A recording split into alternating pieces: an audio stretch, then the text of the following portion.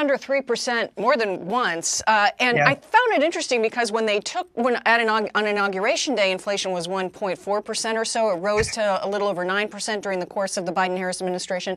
And now it's down to 3%. So what do you make of her tactics there in the interview? Well, there's a reality about inflation, Molly, and it's this. I mean, yeah, inflation is now down to 3%, which by all means is great news, right? We don't want it to be as high as what it was at 9%. But the rise in prices that businesses and consumers have seen over the past 3 years has been extraordinary. I mean, most of my clients are paying 20 to 30, even 40% more in a lot of their costs than they were paying back in 2020 and 2021. So it's taking a lot of time for people to get their arms around this. And unfortunately, wages are barely keeping up with this. I mean, right now, according to Paychecks, which does a monthly, big payroll firm that does like a monthly, analysis of hourly and salary pay, average pay is up around 3% as well. So you have a lot of consumers that look at that inflation rate and be like, not only are we dealing with higher costs, which is a real concern, but also our pay is barely keeping up with even the inflation that she's mentioning. And I think that's a big struggle for a lot of people. So she needs to address that. The biggest issue about addressing that, Molly, is that government spending is what's causing inflation. And unfortunately, if we have more programs that spend more money, I think that inflation is still going to be a big risk.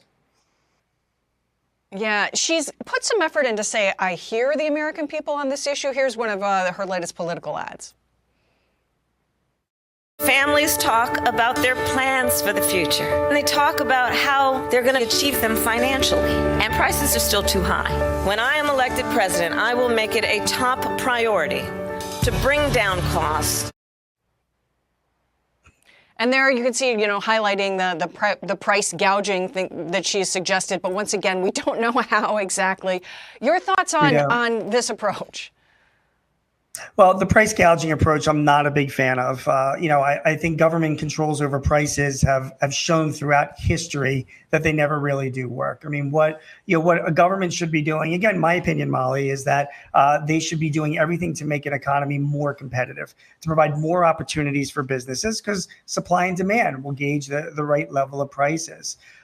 Governments themselves like to come in and impose regulations, employment regulations and other on businesses, environmental regulations that increase costs.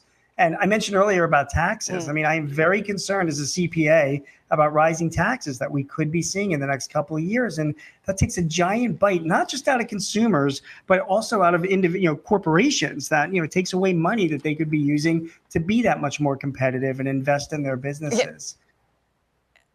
Yeah, and every time it seems to be progress is being made, there's something else, like a surge in car insurance premiums. Fox Business saying it could be more than 50% in some states.